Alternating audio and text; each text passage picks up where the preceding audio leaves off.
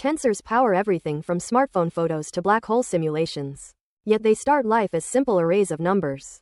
In the next 2 minutes we'll unpack what tensors are, see why they outgrow scalars, vectors and matrices, and watch them in action on an image. First we'll climb the dimension ladder, then tour their use in physics, machine learning and graphics, and finally add and multiply them in an image recognition demo. A scalar like room temperature is a zero-dimensional tensor. Just one number stored in a grid of size 1. String those numbers along one axis and you get a one-dimensional tensor, better known as a vector. Stack those vectors into rows and columns and you create a two-dimensional tensor. The familiar matrix. Keep stacking and you reach 3, 4 or more axes. That multidimensional array is the tensor we speak of. Each extra dimension gives space to pack richer data, like color channels in an image or force components in 3D space. Physicists use four-dimensional tensors to fuse space and time into one canvas for Einstein's equations. In machine learning, tensors feed neural networks where the depth dimension stores filters learned from data.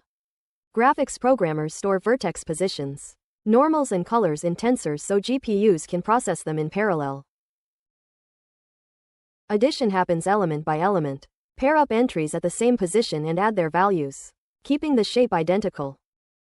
For multiplication we can contract indices, meaning we sum over a shared dimension, much like a weighted tally of matching parts. Contraction lets us turn a batch of images and a filter set into feature maps.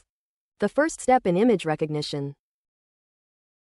Picture a 224 by 224 photo with red, green and blue layers. That is a three-dimensional tensor of order 224 by 224 by 3.